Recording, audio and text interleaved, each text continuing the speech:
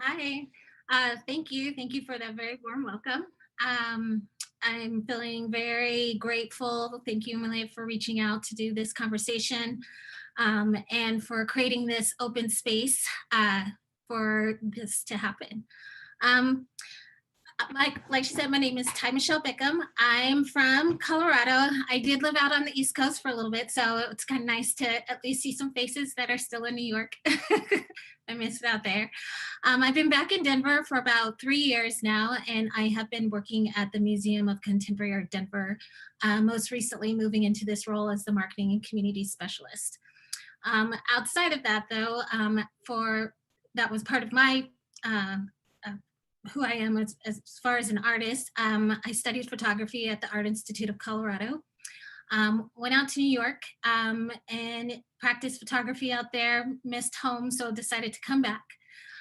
My area of specialty when it comes to photography a lot is within urban photography.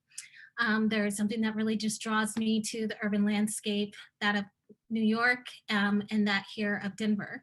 When I was in school back in 2008, was around the time the DNC was here, when Barack Obama was going for his first nomination as president.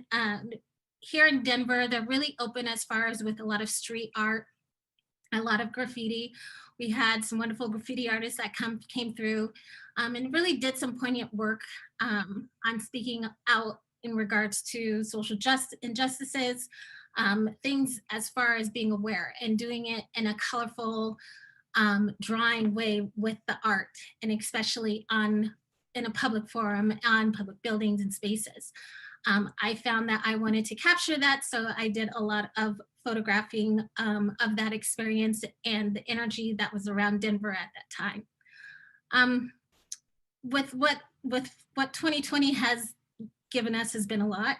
Um, it's been a lot to process for myself here in Denver, and seeing what the country is going through, the social and the political and environmental challenges that we are facing with ourselves today, and how to be a part of enacting some type of change in this. It was hard for me to watch, and especially with us having to be locked down in our homes and not knowing what I wanted to do and how can I participate in these movements and these acts along with protesting, but how else can this go about? And I found that art sometimes can speak the words that may not come to you. I have found that I have turned to art, especially during these months, a lot more than, and looking for ways to express or understanding an artistic vision of expressing themselves when it comes to addressing these social issues. One artist, being working at a museum and fortunate to see the exhibitions that come through. We've had some really great artists that have shown, and one of them being Nari Ward.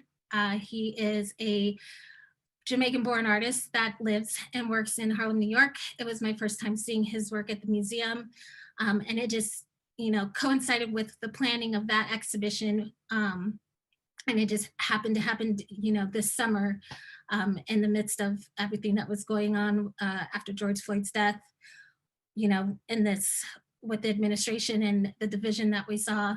And his work was just profound, and it's something that not only brought in old ancestral folk traditions from African folk traditions to materials that he found on the streets of Harlem, to incorporating that to speak justice, to speak his activism, to what is currently going on.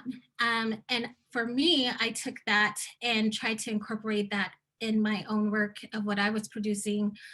Even if it wasn't to be shared with anybody else, it was some way for me to get these feelings, these emotions out. I found myself, I never thought that my heart could be as heavy as it has been for 2020, not sure which way to go, and what these conversations look like, or and the conversations that I was having.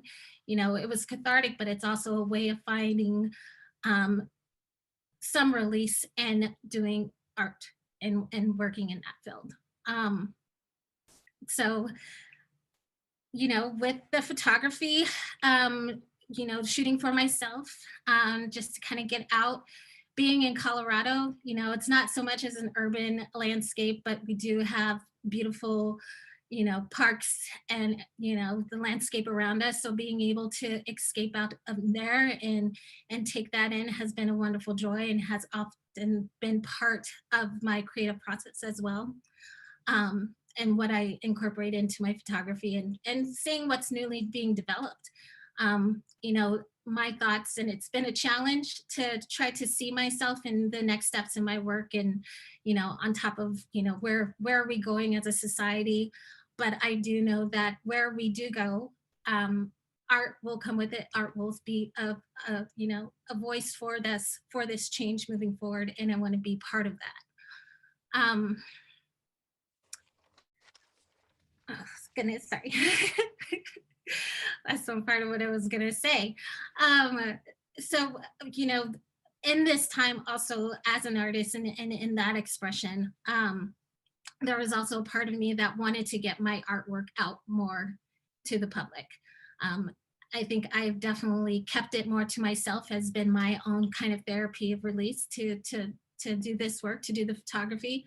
But there were photos that my family and my friends were like, you need to share this, you need to get this out, you need to, move forward and share this with the world because, art is something that should definitely be shared and we should all find our voice to be able to express ourselves and feel comfortable with the expression to put forth in front of the public.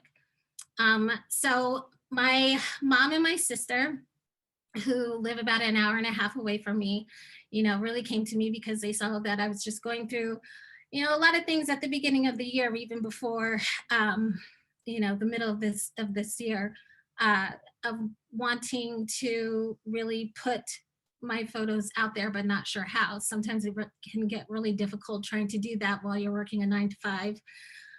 You only have so much energy in yourself, and so how could it be the next step in wanting to do that? So as a family, we've created a business called Urban Prints for Home, and with that we're taking my photography and incorporating that with another aspect, something that's both near and dear to my sister's heart, which is home accessories and decor.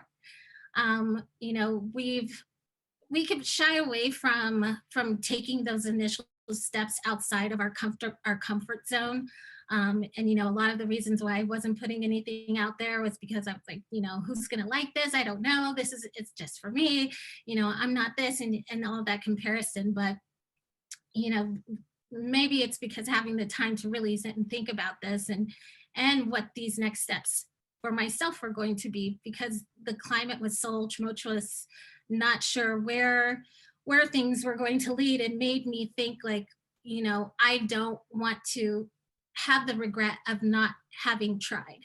So that's what we did. We put it out there. We're going to put it out in the universe and see what comes back.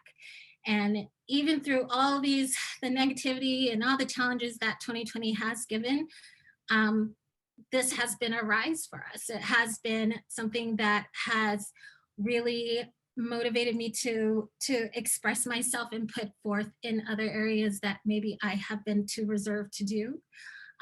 Just because you just don't know. You don't know what the next day is going to bring. But one thing I do know is that, I want to be able to say that I've shared my art, my vision with the world. And, those that love it do, and those that don't, that's just how art is. It's not, everybody had teach their own, I guess you could say. But it's been, in its own challenge of trying to start your own business.